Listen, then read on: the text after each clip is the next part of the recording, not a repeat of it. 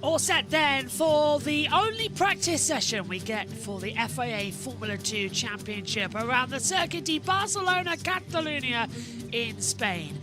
Provisionally, this could be the last time we ever visit this circuit in a Formula 1 gaze as well, but apparently we could be seeing this circuit still rotate around the calendar, known as the Catalan Grand Prix, similar to what we have with MotoGP.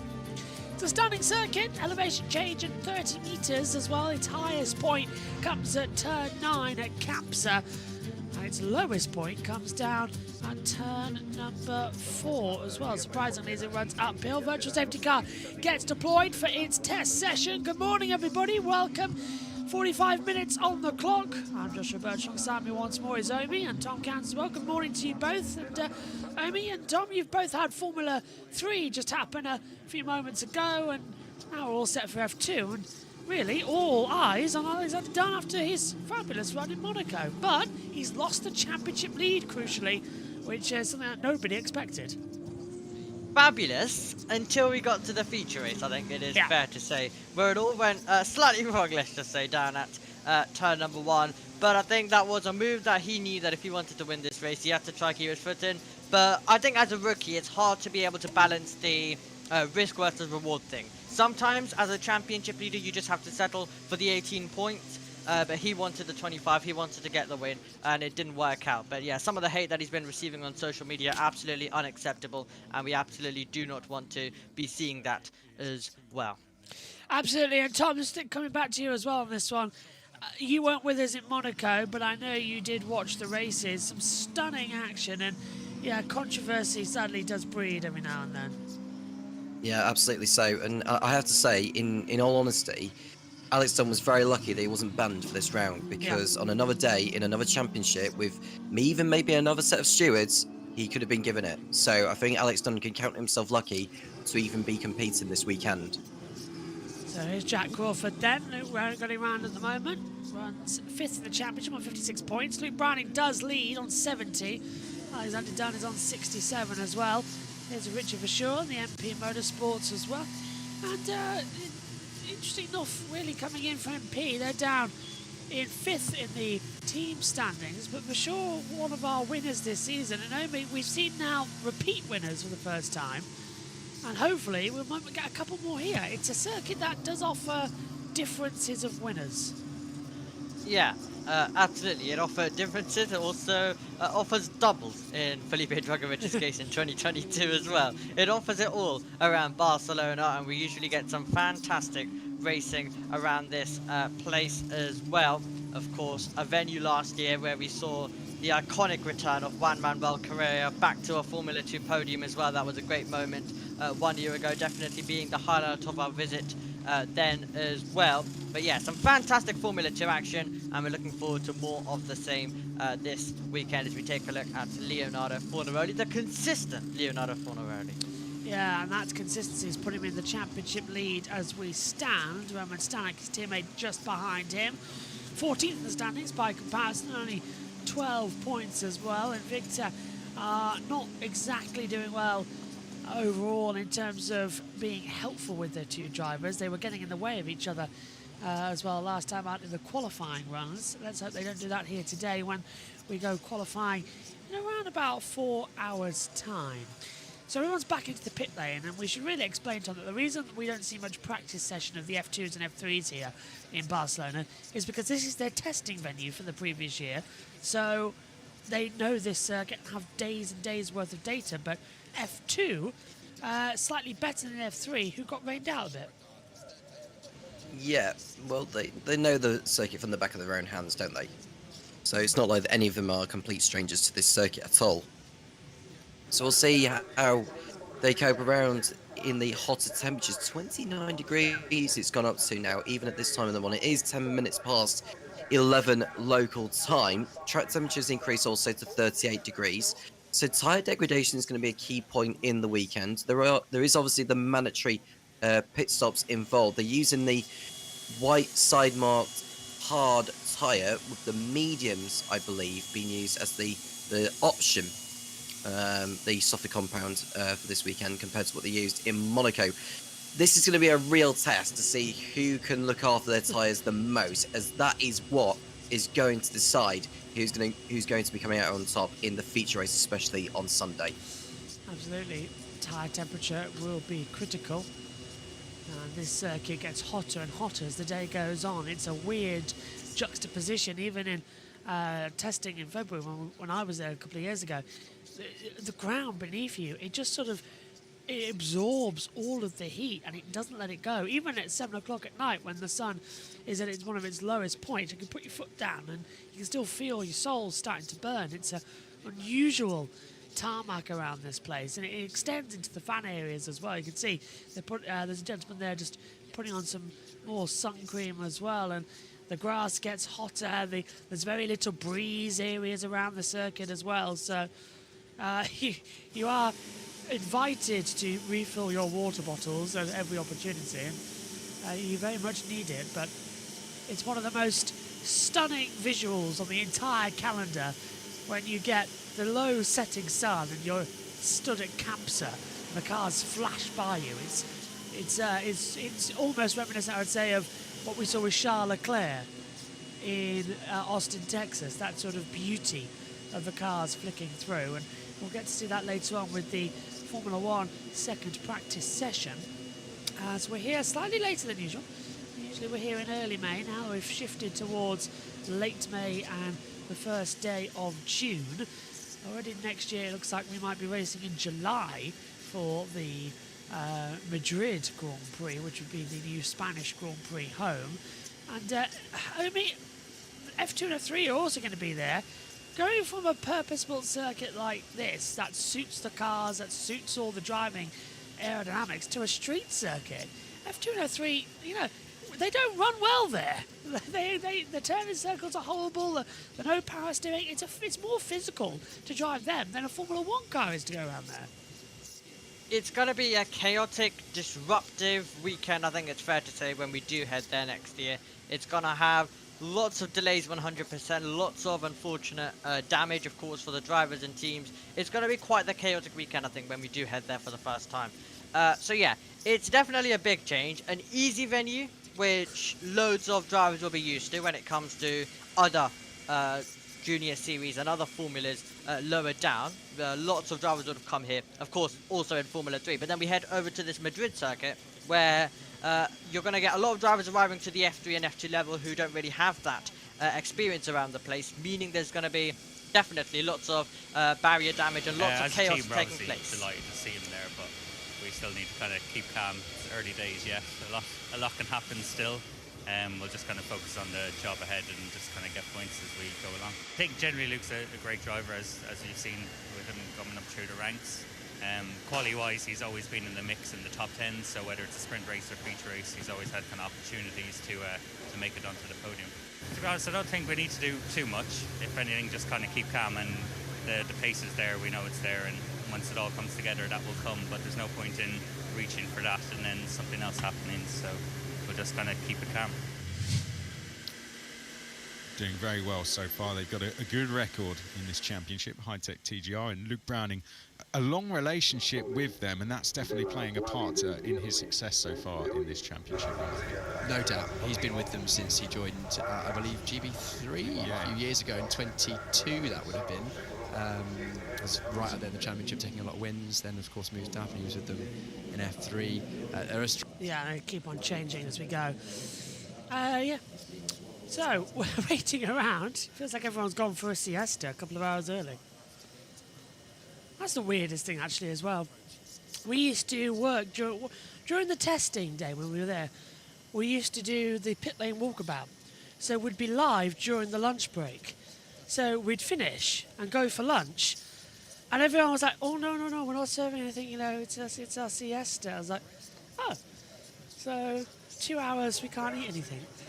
Day one was not that pleasant, I can tell you, with having to find food. And thankfully, the hospitality area down at Red Bull was very, very enjoyable with their wonderful sandwiches that we were able to eat as well. Lime water as well. That was quite refreshing.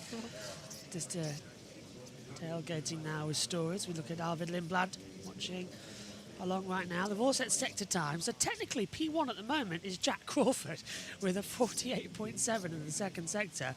And he's matched that in sector 2 as well. So he's technically P1, but the monitor has put Sammy Megatunov as he was the last one. Well, the first one actually to go out of the pit lane, so it's gone in reverse order. But I don't know. We should mandate that you have to run in a practice session. It's a bit ridiculous. We saw this in Bahrain last year. No one wants to run, and that was our testimony last year. And I just want to go out there and strap them into the cars and just sort of march them out of the pit lane. It's a bit, how do I say it? It's disrespectful to the fans who have paid the money and have turned up, because you've seen them all around, for them not to go out there. This isn't the end of the day. Yes, it's a sport, but it's a fan-driven event.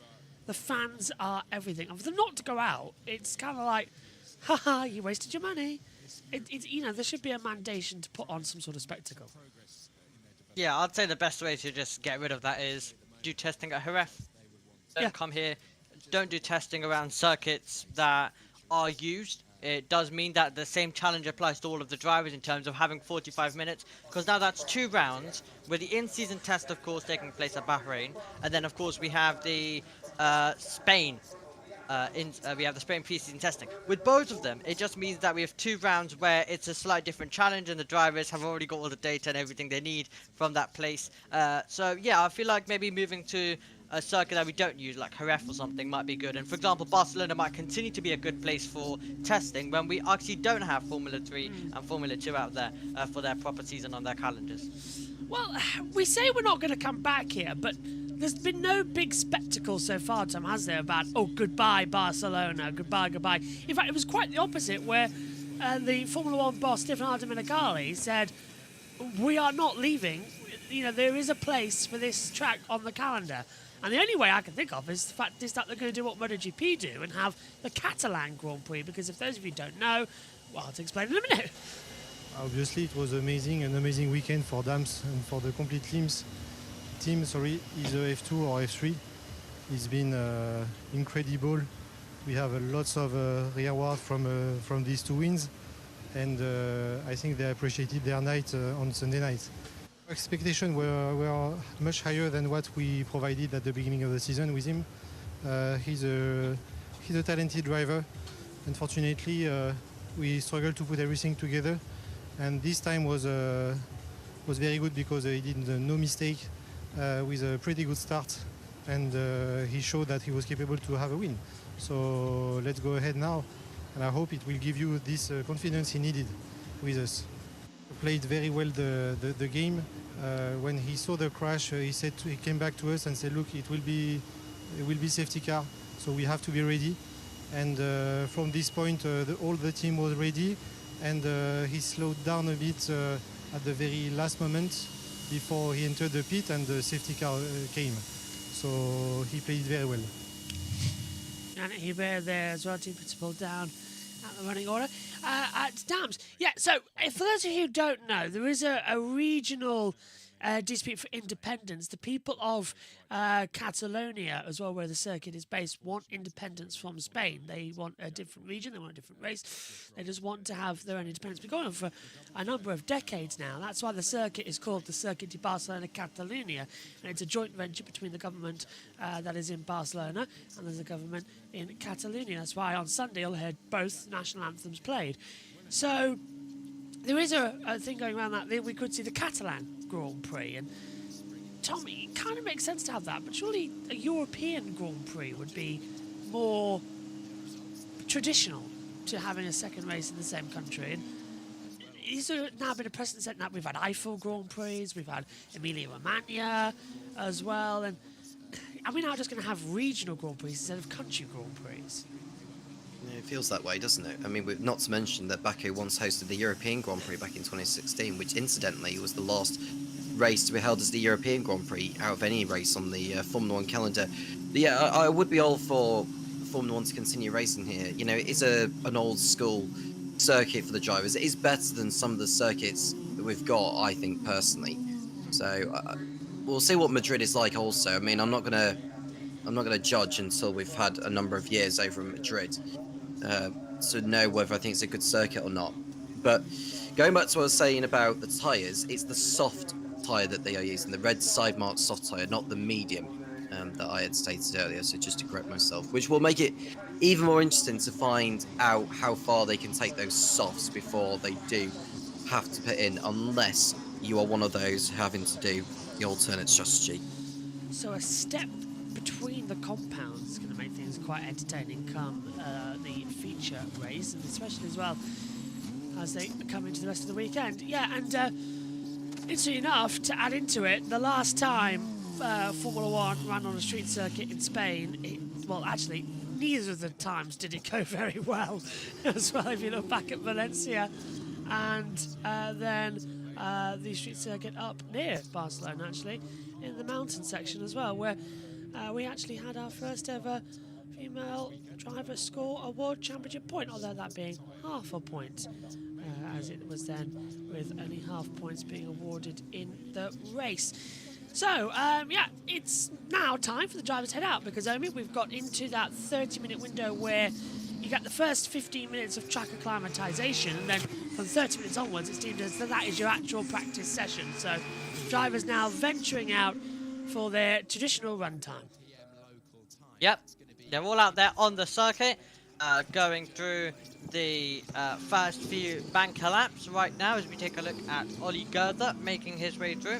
Part, of course, of the Red Bull Academy is the German driver, and he will be someone who will look to definitely be in contention this weekend as well. It will be interesting to see how he will get on for the MP Motorsport team, of course, alongside Richard Kushmani, of course, the winner from our sprint race at Monaco, giving Damsel Lucas Oil the double around the streets of Monaco, with Jack Crawford also being able to get the timing of the safety car absolutely perfect to be able to come into the pit lane and get that pit stop, navigating himself to the feature race win that day. As they come into it now on board as well with, I believe this is going to be Kushmani, if I'm not very much mistaken, coming through. Couldn't quite tell which one it was there, with the two, Kushmani and earlier on in the session. There's Victor Martins coming through the last corner. Build-up lap times beginning. Oh, that's new at the last corner. Just behind the last corner, New Holland, the last corner here. There's some new staging area. Interesting. Of course, do you want a random fact while we're waiting for the cars to come through here? That one random fact I know about the Circuit de Barcelona Catalunya. If you so wish, after you pass away, you can have your ashes scattered at the circuit. Yeah. That's a little interesting fact. Kind of makes me do wonder, though, exactly, as I've got a bit of gravel from this track, it would just make me wonder exactly what is in that jar that we picked up from trackside. But yes, you can have your ashes scattered here as well. And it's not how Jeremy Clarkson once put it, where, oh, they'll just mop a bit of oil with Gladys and Brookston or something or other. No, you are scattered on the actual circuit as well. So that's a little fact about this track that you like. Weird, but there you go. Does make you think when somebody runs wide. All those kicks at the gravel trap. It's not really nice, is it? But yeah. It's not something you want to think about at all times, is it? No, but I must admit, when I learned that when I was at the circuit, I was like, oh, nice. And let me tell you something as well, we were walking around quite a lot, so the dust that got kicked off. I was standing behind the barrier where Pierre Gasly crashed, and the dust got threw up, and yeah, I was not enjoying that. I was down at Campser at turn 9. It was quite interesting actually, because there was no TV cameras of it, just to see, it was the thing, it was the CCTV, but it turned in, the rear snapped, looked the rear, just looped it back around, and it hit the barrier with some force. It was just like a massive thud of an earthquake hit you. It was not nice. I've got a piece of the car actually. A little bit of a like a wishbone. It's upstairs. Although I've lost it now, I think it's on the bookshelf somewhere. Come on, we're going to get lap times on now. We've got some coming through on the deltas. Yep, so 140, 128, 044. That's good then from Richard for sure. And, a little bit of a twitch in the Invictus just ahead. Finally, we get this lap time on the board, and the practice session begins about 20 minutes later. And Tom, the run down to turn 1 over 870 metres. It's a DRS sort of landmine to try and throw it up the inside, but we do see some great overtakes during the race here because of the way they've reprofiled the last corner back to how it originally was. You can now completely follow all the cars to the last sector here. It's nice to see as well, isn't it? So we'll see if we do get some overtake, not just in this session, but over the course of the support series and in Formula 1. And, you know, come, well, both Saturday and Sunday when the racing does finally begin. Barcelona is yet to host a sprint, a Formula 1 sprint. I don't know if that could be a potential option for the future. It would be a 22-lap sprint if Formula 1 ever decided to do that. But I don't know what you think about the idea of having a sprint in Barcelona. I'd quite like it. I think it's a fast circuit where ever since they've done the reprofiling, we actually get overtakes. And Omi, me and you were commentating on that race when they first changed the layout back, and we couldn't stop to catch our breath, could we? It was constant drama, and everyone said, oh, it was boring, it was personal, but me and you were practically passed out in the commentary box trying to keep up with it. Oh, there was lots of action, there was lots of stuff going on. So yeah, that was quite enjoyable, to be fair, that race as well that we had in 2023 around this venue. So yeah, definitely I think a sprint could definitely be a good idea for a place like this. Of course, we have a few sprints scattered across the calendar, but this could be one that they could possibly consider for the future as well. I think looking at where we go, the fact that Spa is a sprint race again doesn't... I can see why they've done it, because they didn't get a fair crack at the whip when it rained, and it was quite good when it did. But I don't know, it seems to me that we need to, if we're going to be stuck with sprints, either go all in or all out, really. So it's a bit like what MotoGP have done. They've restructured the whole weekend, but sprint racing works in MotoGP. The real question is, would it work in every Formula 1 race as well? I don't think it would. As they come into it. I think this place, though, definitely has potential.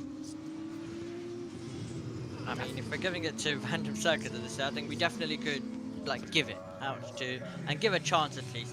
And with so many sprints, you do have a possibility where you can give it to whoever you really want at this rate, in terms of if they're happy to get a sprint race, and if they're happy to support one, then it definitely could be worth possibly coming for a year, seeing how it goes. I quite like...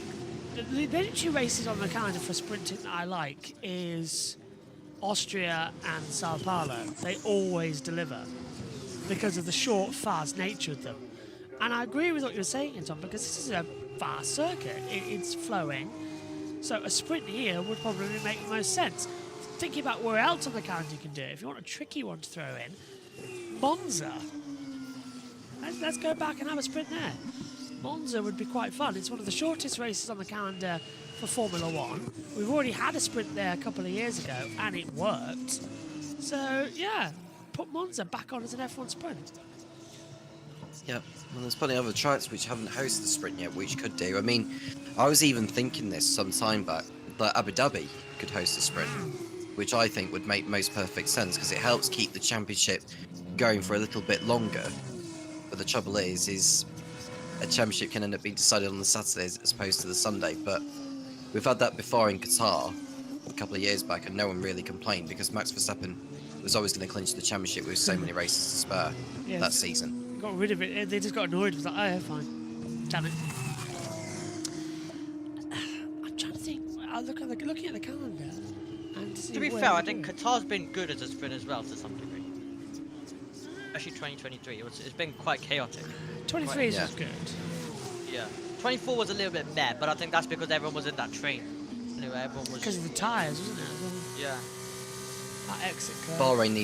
Bahrain needs to give it a go, I think.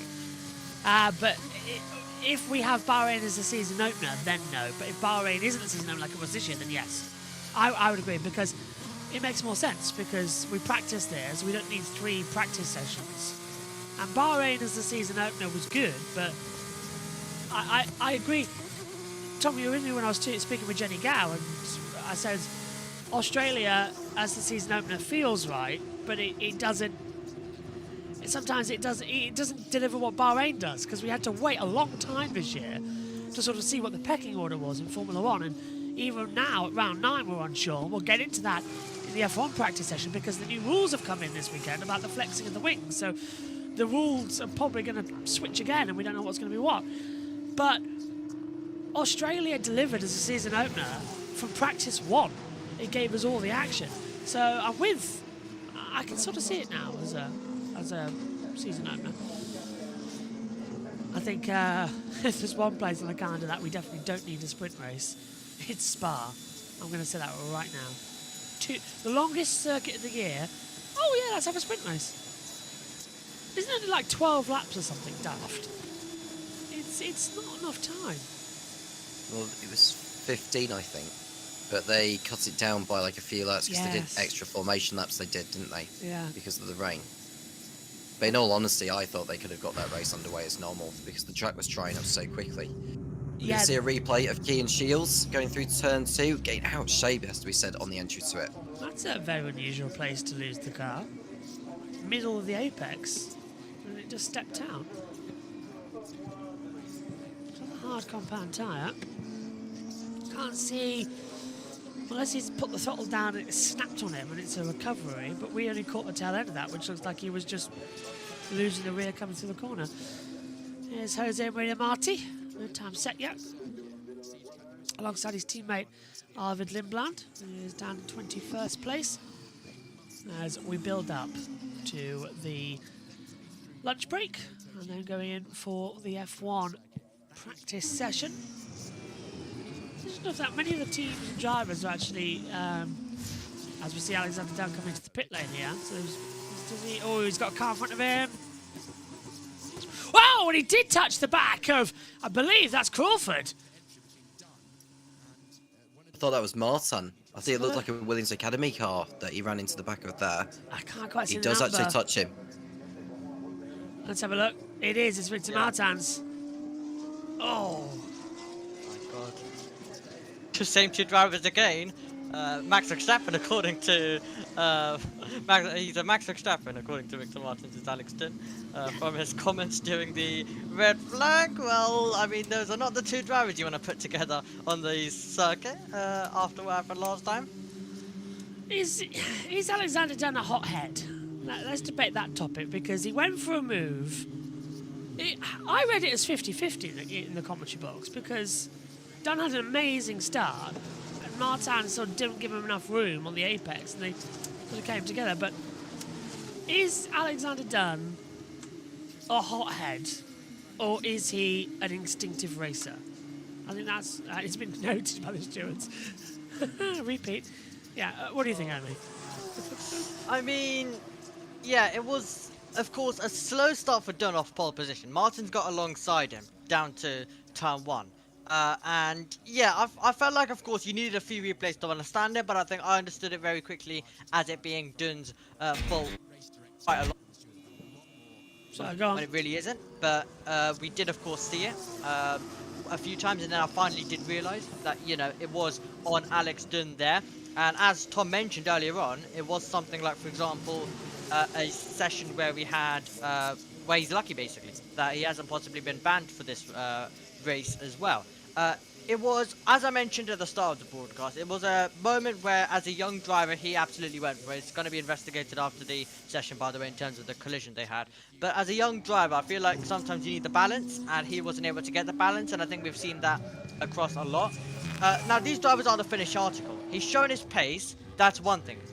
But he really needs to start working, I feel, on a bit of the momentum in terms of how he balances out things. I think, for example, the Bahrain, as Limblad goes quickest of all, the Bahrain sprint race, he absolutely sent it up the inside quite a few dive bombs and then ended up making contact on the last lap.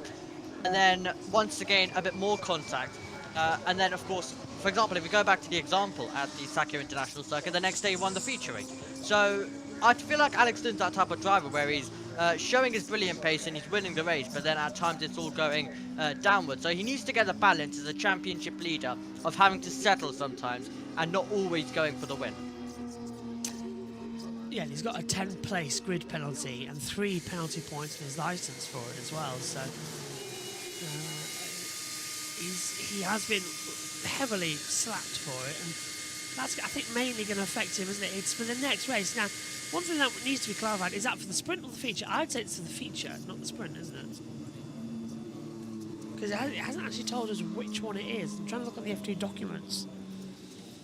But it just says the next race. But we've seen that happen before when I think Victor Martin's got a grid penalty from qualifying for impeding, and it wasn't actually implemented until Sunday.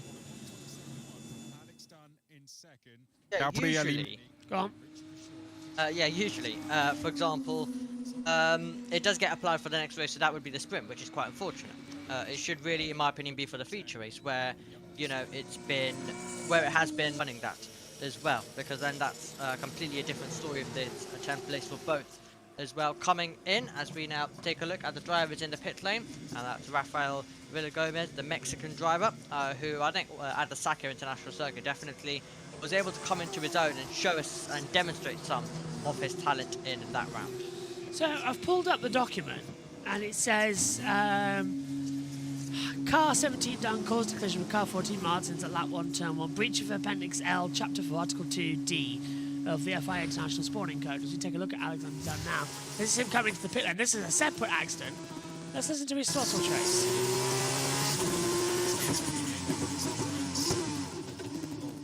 Well, he does try to lock up, doesn't he, Tom? But it's the fact is that he's still going full pent when he can see there's a car right in front of him that is clearly going slow. I don't know what to call that one, because I think he was trying to practice his pit entries for when they do pit stops in the race on Sunday.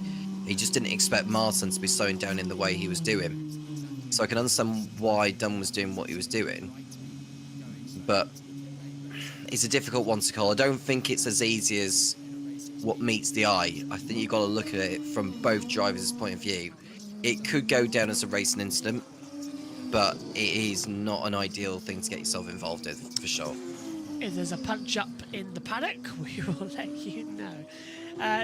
What it says is the decision is car 17 was given a drive-through penalty, which, since it could not be served during the race, was converted to a 10-place grid penalty drop for the next race in which the driver participates. In addition, 3 points are to be added to the driver's record. The total for the 2025 season is now 6. So the next race, that would be the sprint, in my opinion. Yeah, it is going to be the sprint. By the looks of things, which, yeah, quite, I'd say, not really the penalty that you would have wanted. I mean, you can, for example, get pole position later on today. There is a chance of that. There's every chance of that. It looks quick. And then, of course, get reversed down to 10th and then start 20. That's a sprint race affected, but the feature race, he can go about his business from the front of the field and dominate it, do what he needs to do in that feature race, and win that race as well, making it 3. So yeah, quite interesting. Can we use a translator for your video? The Hispanics want to understand we like your work. Well, I'm honoured, and I'll have a look to see if we can do something with it.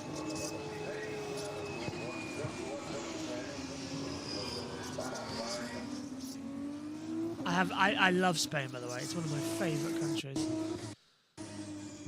to get into. Now, let me just say we'll get it sorted.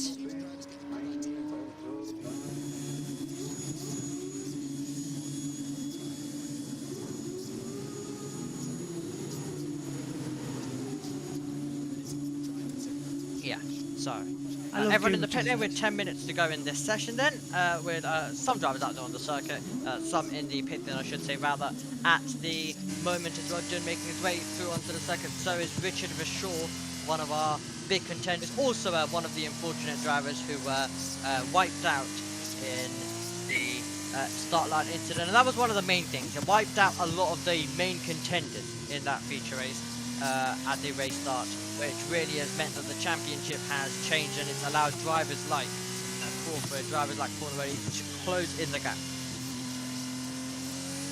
Okay, so I've just put the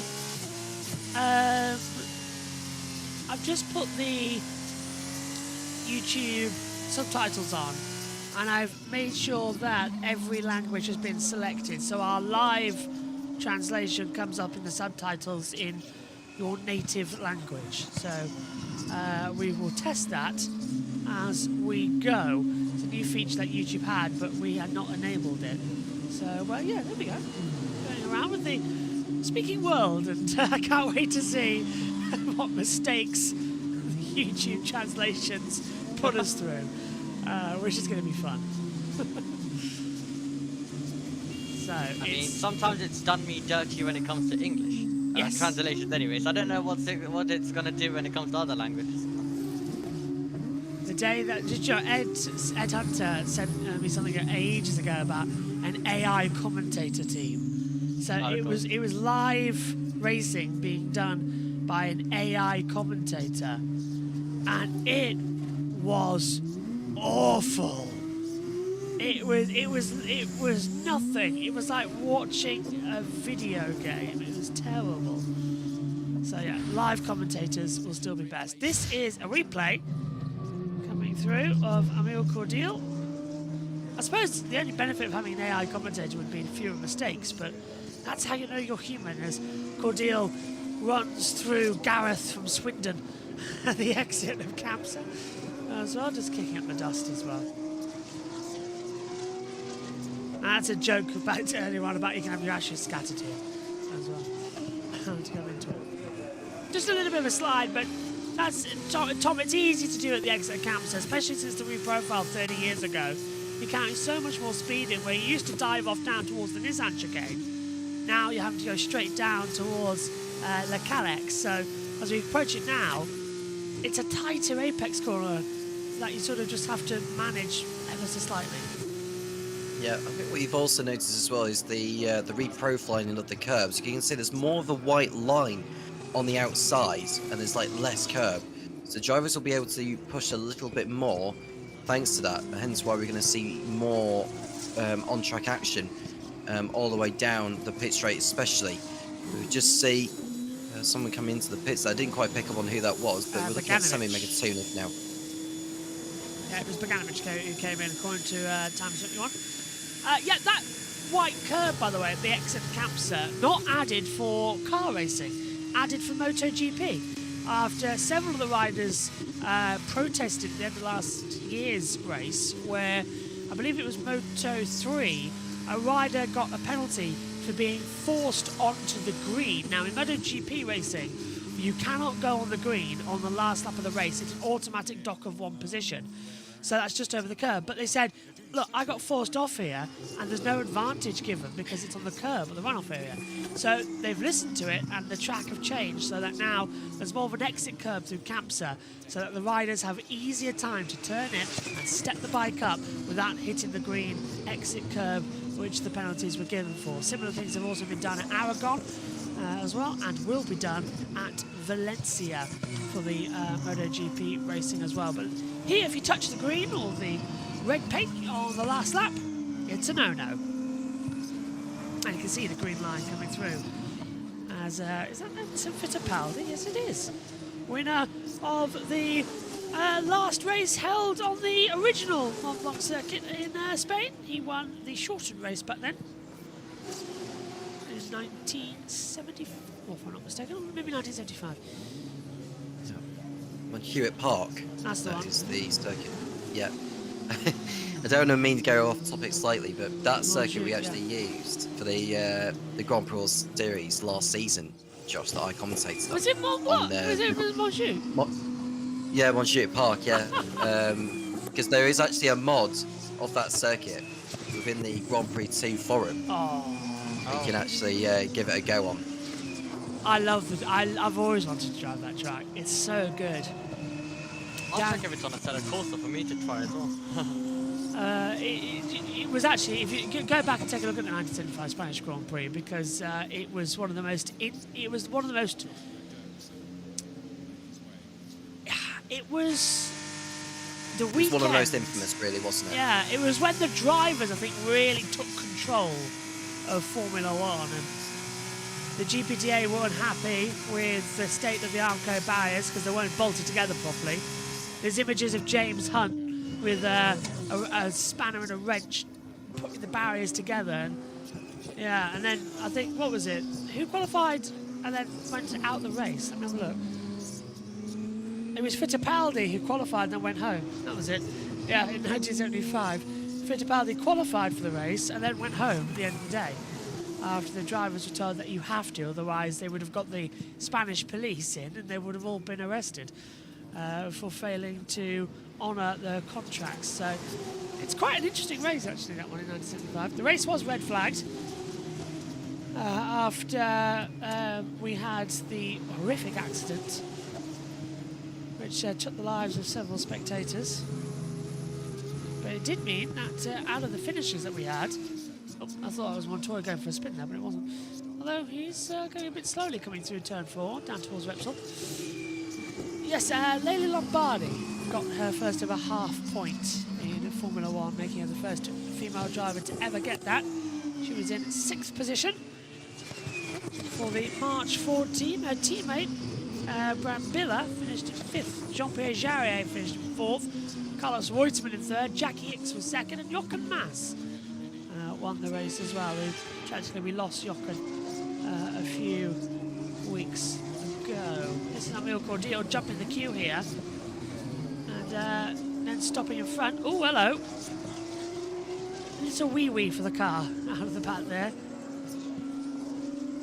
Just lost fluid and stalled the engine, so back he goes. Rain light also. Oh, I knew there was a problem. Marty went wide at exit 3.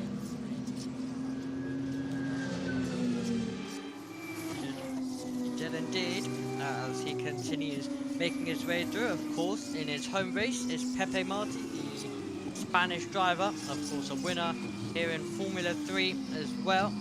That was in 2023, so let's see how he's going to get on this year in Formula 2 in 2025 as we get near to the end of this FIA Formula 2 practice session. Do you know what was the interesting thing, by the way, about the 1975 Spanish Grand Prix? First ever event where the Embassy Hill Racing team was a team in Formula 1, and that was Graham Hill's. He had Tony Bryce as one of his drivers, which was tragically killed in that aircraft accident which Graham Hill was piloted, wasn't it? Hit the golf course and got that horrible tragedy for the whole team. There's a wonderful document. There's a bloody great big fly ring around me. I think there's 2 of them in here. Like they're buzzing around the light here, because the light is just above where we stand here in the commentary box. But yeah, there's a wonderful documentary, if you haven't seen it, by the way. It's called Graham Hill Driven. It was made by the BBC about 10 years ago.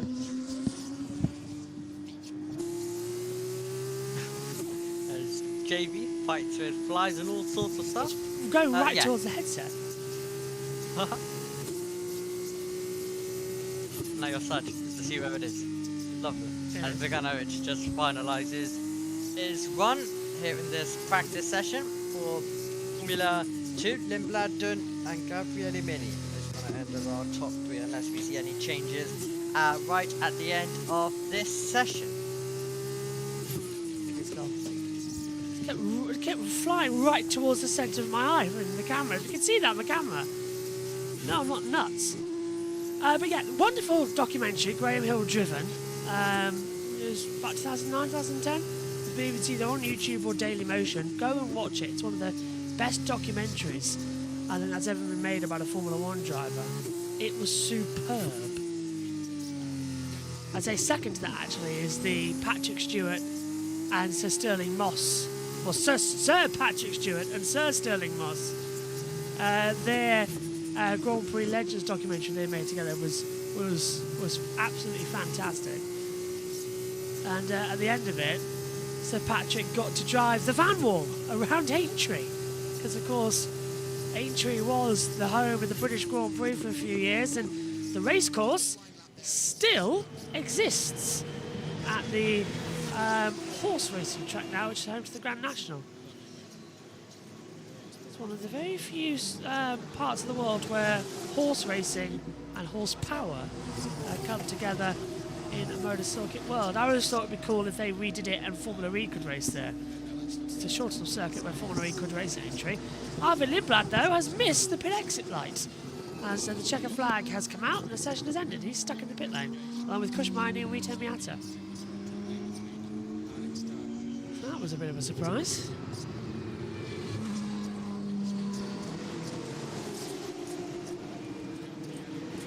Yes, Aintree Motor Racing Circuit. British Grand Prix 1955, 1957, 1959, 1961 and 1962. It's a 4.828 kilometre circuit, that's 3 miles, 8 turns. The club circuit still exists at 1.535 miles.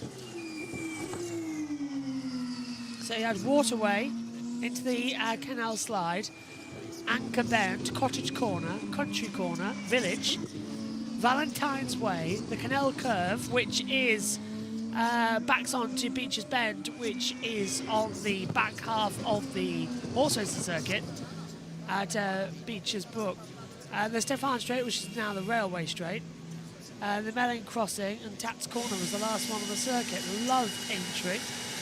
And if you look at it on Revelation to where it is on the actual track map, it's quite good. Yeah. I would love it if, just bring it back. Bring it back. Bring all these legendary circuits back. Formula E would do roaring trade there if they want a new home of the British Grand Prix. In fact, when I'm there in London, I might just say, go look at Aintree. just go there. Go build a home there. It's got the grandstand. It's proper old school, though. Okay, session's concluded. We'll get our results shortly as no one's at the moment taking for the practice starts. Omi, what did you make of the only practice session we get? An interesting practice session, usual quietness, I think it is fair to say, but it's qualifying where it gets interesting. Qualifying is going to be the one where it's really close, so I'm going to be looking forward to seeing what we're going to get in that session as well. Tom, what about you? The drivers have done a minimal amount of laps in this session. I think the fact they've done testing here earlier this year underlines the fact that they've not had to really get that much mileage. It was just more a feel in the hotter temperatures compared to the cooler temperatures of which they did testing in. So I'm looking out to see who can make the most time on the soft compound when qualifying begins later this afternoon. It's all to play for, so we'll see who will come out on top in that, who can make a march forward heading into the races on Saturday and Sunday. So gearing up then for what's hopefully going to be an interesting weekend for FIA Formula 2. Omi's got the F3 and Porsche coverage. I've got F1 and F2. And Tom's going to be taking you through practice 3 of Formula 1 on Saturday as well. Here's your results then from the practice session. Arvid Lindblad is fastest, 127.147. Alexander Dunn is second. Gabriel Mini third. Richard Verschoor is fourth. Kushmaini fifth. Rito Miata sixth. Victor Martin to seventh. Leonardo Folorelli eighth. Dino Mganovic ninth. Only Goethe in 10th position. I haven't mentioned much actually about him today. Simon Lukachiniff in 11th. Jack Crawford 12th. Roman Stamax 13th. Jose Marti 14th. Sebastian Montoya 15th. Max Esterson 16th. Emil Cordio 17th. Joshua Turskin 18th, Luke Browning 19th, and Rafael Gomez is 20th. John Bennett is 21st. Clan Shields is in 22nd place.